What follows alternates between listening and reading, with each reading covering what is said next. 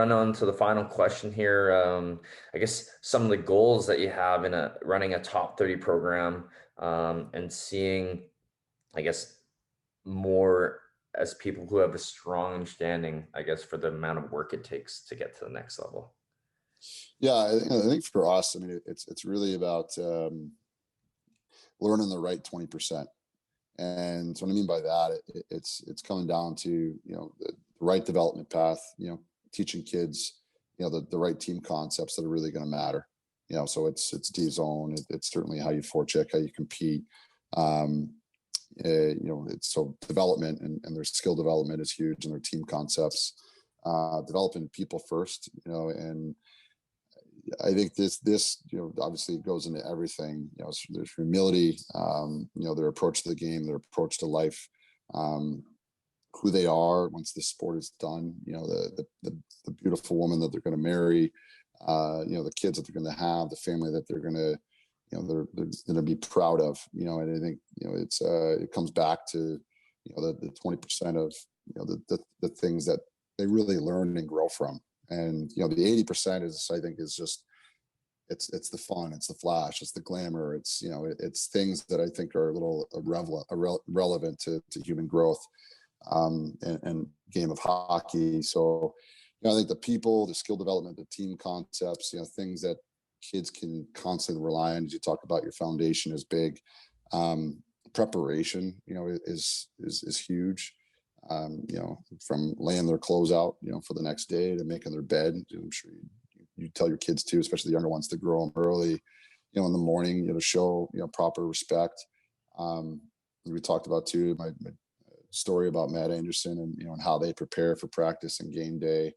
I think just rolls into so many different life lessons, as well too. So, for us, I mean, it's nothing that's glamorous and, that's overly, that's overthinking everything.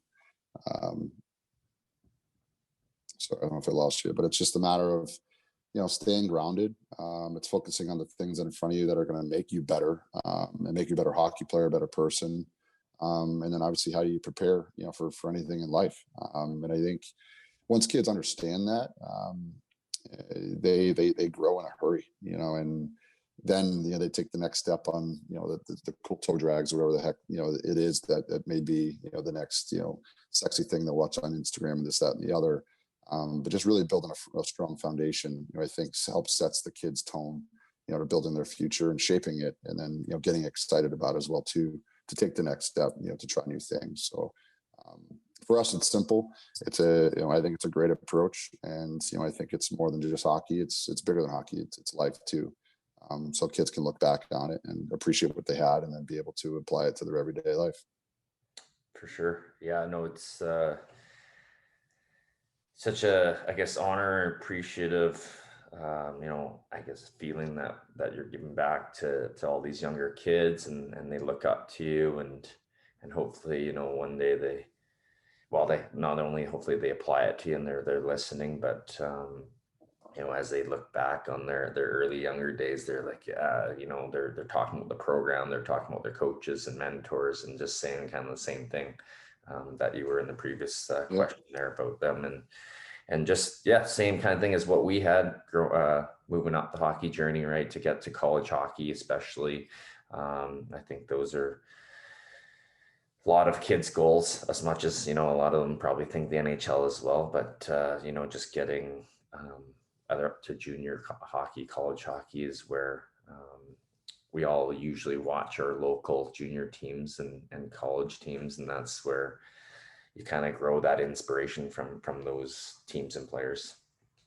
Yeah, no, totally. I mean, it's we talk about, it's a hard sport, and it's so many spots are limited, and it's having the opportunity to play it, is big.